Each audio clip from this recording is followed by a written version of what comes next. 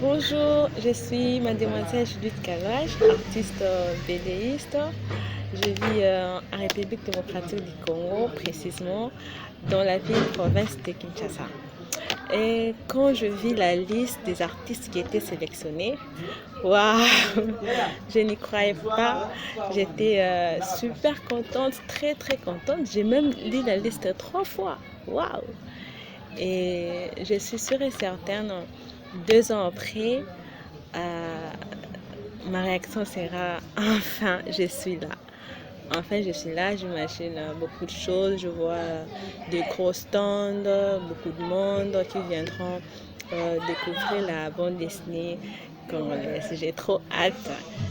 J'ai envie simplement que le 2 ans s'écoule vite, vite, vite, vite. Donc, je croise les doigts.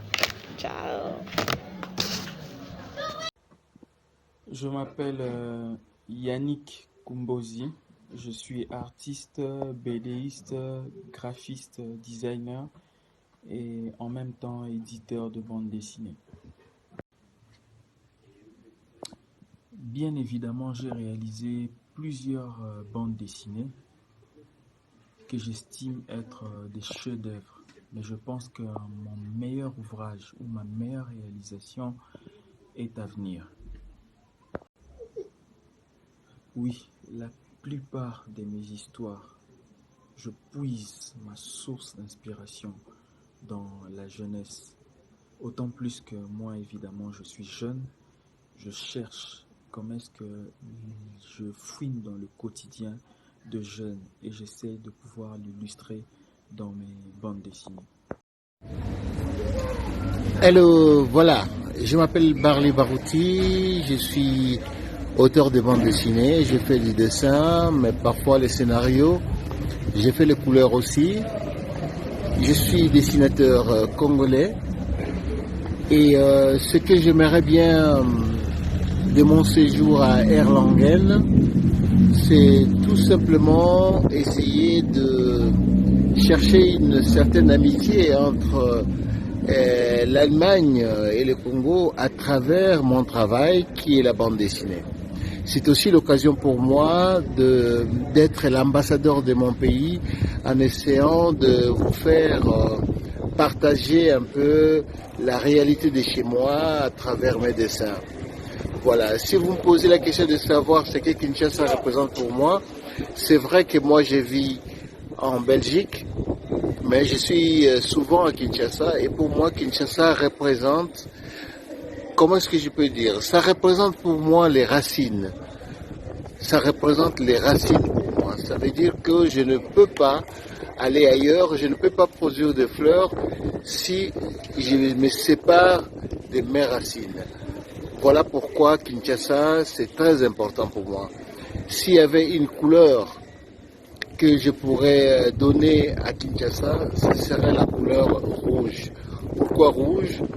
Rouge, c'est l'attachement au sang. Les sangs, ce ne peut pas être seulement péjoratif. Les sangs, ça veut dire que c'est ma terre, ce sont mes racines et ça représente le rouge. Mais en même temps, les rouges aussi, c'est la souffrance que je dois partager avec les miens. Les rouges, c'est aussi les soleils que je dois partager avec les miens. Donc j'espère que nous allons nous retrouver et ce sera la très grande fête. À très bientôt, Erlangen. Bonjour, je suis Santa Kakese, artiste bédéiste, caricaturiste de la République démocratique du Congo. Je vis précisément à Kinshasa. Ici à Kin, nous disons Mbote pour saluer quelqu'un. Donc je dis Mbote Allemagne, Mbote Erlangen. Ciao. Je suis Shekina Kachama Famba, Rocky Production. J'habite à Kinshasa, capitale de RDC du Congo, à commune de Bumbu. Bon, je crois que mon plat préféré, je mange tout ce que les gens mangent. Je mange tout, mais je mange tout. Je fais le bande dessinée populaire. Je fais les bandes dessinées populaires parce qu'il y a des bandes dessinées classiques et les bandes dessinées populaires. Le plus important pour moi, ce sont les tests. Il faut que les tests soient bien lus, soient bien taillés, bien faits. Bon, à l'Allemande, ce que je vais aller là-bas, ce sont pour partager les cultures, entre les cultures congolaises et les cultures des Allemands. Je crois que c'est ça que je vais aller là-bas pour faire ce que partager les expériences, partager les façons de faire et ajouter aussi un plus dans mon travail que je fais toujours. Ce sont les œuvres que j'avais menées là-bas. C'est ça que j'avais allé pour montrer aux gens, les planches, les choses que j'ai fait. C'est ça ma première expression, que les gens vont me découvrir à travers mes œuvres que j'ai fait. Guten Tag, Erlangen. Bonjour Erlangen, je suis Almata, auteur, dessinateur de bande dessinée de nationalité congolaise. Je vis en France depuis plus de 19 ans. Donc,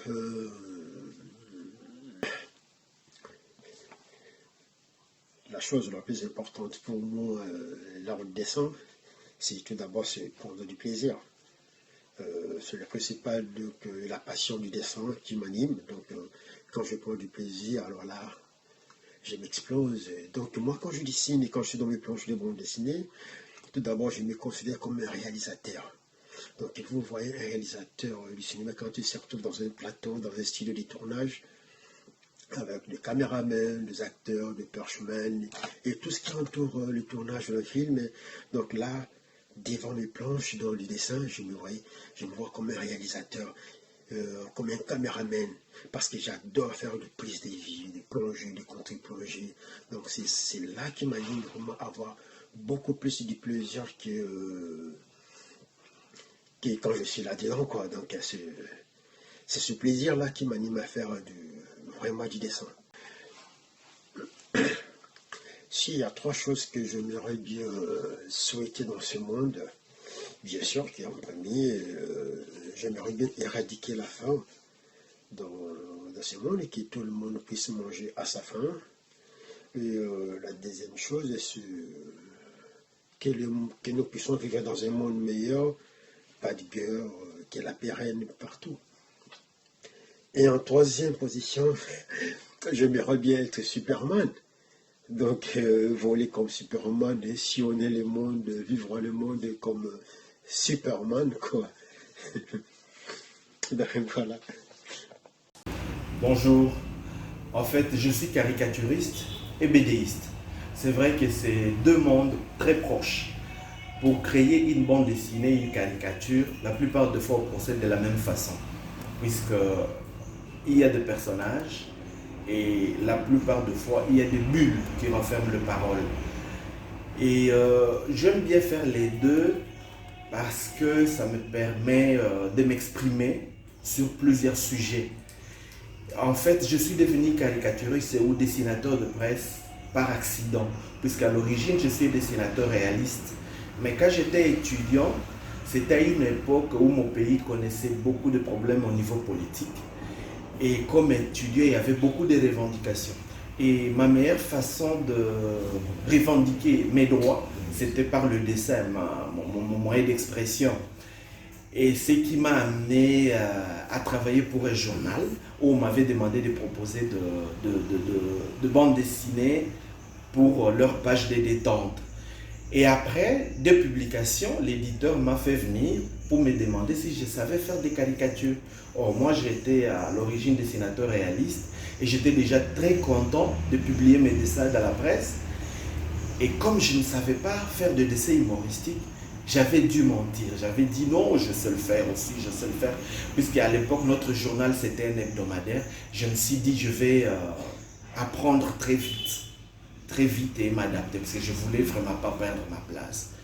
Et ce que j'ai fait, comme j'aime bien un dessinateur belge du nom de Franquin, je me suis adapté pendant la semaine et j'ai commencé à produire des caricatures pour mon journal. J'ai été pratiquement le premier à caricaturer la vie sociopolitique au Congo.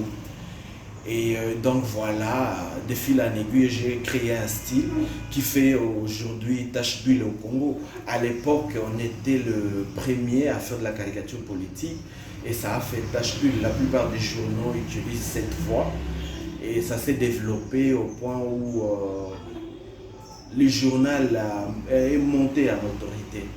Donc voilà, et donc je suis arrivé à maîtriser plus ou moins le style. Donc je suis dessinateur réaliste et humoristique. Voilà. Alors, est-ce que j'ai trouvé une autodétermination dans le travail que je fais? Je dirais absolument. La bande dessinée, la caricature me permet d'extérioriser tout ce que je pense, mes joies, mes peines, mes frustrations, mes inquiétudes, mes joies. C'est ça. Ça me permet de m'exprimer sur un certain nombre de sujets.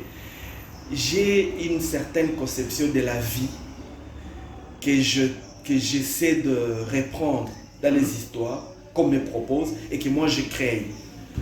C'est-à-dire que la bande dessinée ou le dessin de presse est tellement important pour moi que je fais tout passer au travers de ce que je fais. Évidemment, je me sers souvent de ce que je vois.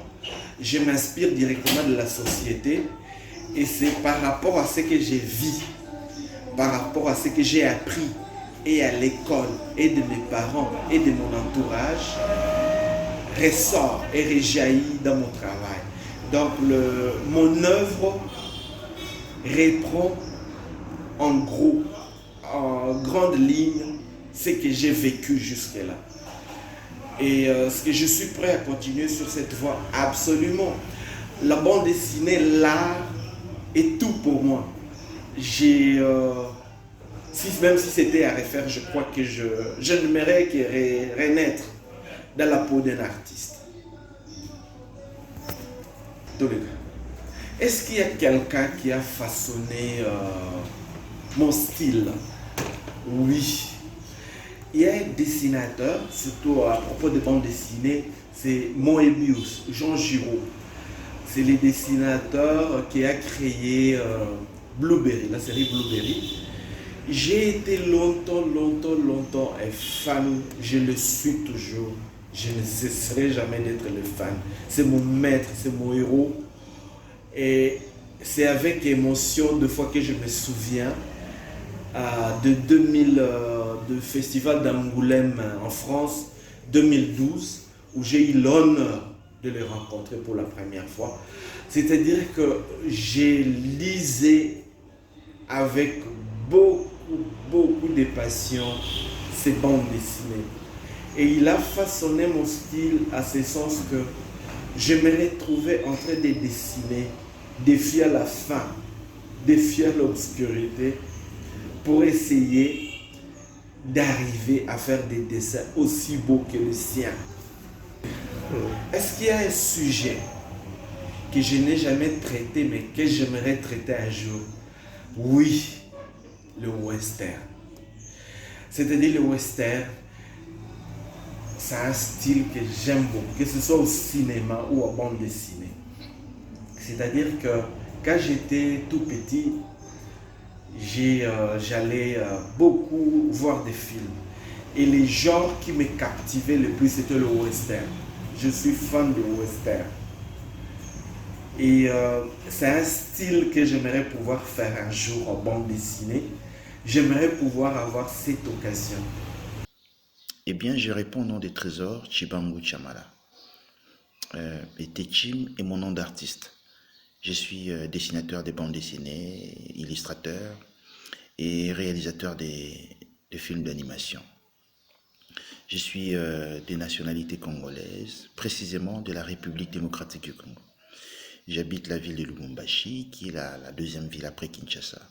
Lubumbashi est située dans la province du Haut-Katanga, au sud-est de la République démocratique du Congo. Je m'inspire de mes expériences personnelles, mais celles des autres aussi. Je reste très curieux, très ouvert par rapport à ce qui se fait autour de moi, ce qui se passe. Voilà brièvement ce que je pourrais dire. Merci et à bientôt j'espère. Bye. Jean Kamba, critique d'art. Je travaille à l'Académie des Beaux-Arts en tant qu'assistant de recherche et puis sur la scène artistique congolaise, précisément à Kinshasa, je travaille en collaboration avec des ateliers, des artistes en particulier, surtout ceux qui sont ou ceux qui se disent artistes contemporains, car ils explorent, soit ils essayent de vouloir savoir c'est quoi les enjeux actuels en ce qui concerne la manière de pratiquer de l'art, quoi. Et en ce qui concerne la question posée sur la ville de Kinshasa, je réponds en tant qu'étudiant parce que je vis à Kinshasa. Donc, en fait, nous avons 4 grandes langues nationales, mais nous utilisons le plus la langue qu'on appelle le Lingala. Et le mot le plus important dans cette langue, c'est Mbote, d'après moi. Pourquoi? Parce que à partir de ces mots, on salue. C'est d'abord en fait une salutation.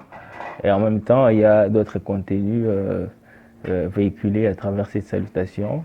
En même temps, on souhaite à la personne la bienvenue. En même temps, on fait en sorte que la personne puisse se sentir à l'aise et qu'on montre à la personne qu'on adhère à sa présence, quoi. Et en ce qui concerne l'institution académique appelée l'Académie des Beaux-Arts, la question était posée en ce qui concerne son importance sur la scène, bien sûr, mais ce n'est pas le seul endroit où bouillonnent, soit où interagissent des culturels et des artistes, quoi. Il y a aussi des lieux alternatifs créés par les artistes où il y a une sorte de confrontation d'idées et consorts. Mais l'Académie des Beaux-Arts s'avère être aussi un des creusets, un des endroits où fleurissent des idées, des contradictions et surtout son aspect classique qui est souvent récusé par ses anciens étudiants. Et ça fait en sorte qu'il y ait une sorte de débat autour de l'innovation, autour des nouvelles manières de voir les choses et précisément dans l'art, quoi.